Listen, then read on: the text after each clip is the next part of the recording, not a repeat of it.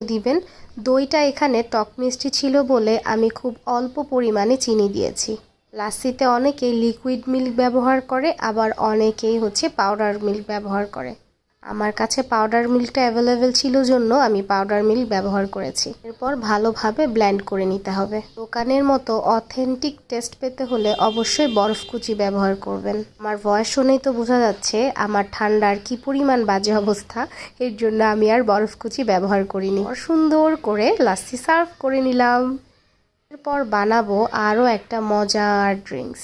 এইটা অবশ্য আমি বানাইনি, এটা বানিয়েছে আমার ডিয়ারেস্ট বড় ভাবি। এটা ছিল বিটরুট জুস।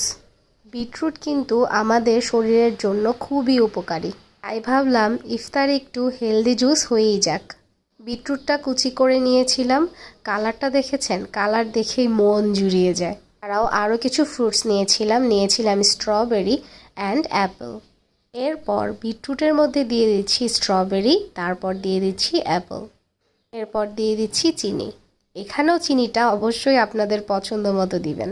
এরপর একটু পানি দিয়ে এটা ভালো করে ব্লেন্ড করে নিচ্ছিলাম।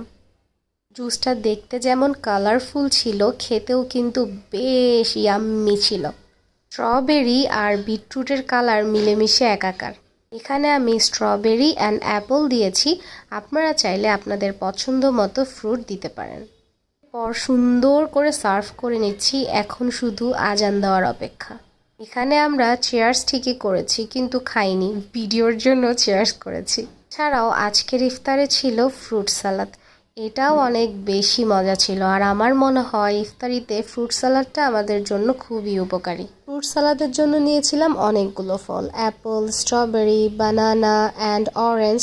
সব কিছু মিলে দই দিয়ে একটু বিট লবণ দিয়ে সুন্দর করে ম্যারিনেট করেছিলাম। আফটার ইফতার একটু ডেজার্ট না হলে কিন্তু জমে ওঠে না। এই ডেজার্ট আইটেম হিসেবে ছিল পুষ্টির রসমালাই। আমার কাছে পার্সোনালি পুষ্টির রসমালাইটা খুবই ভালো লাগে।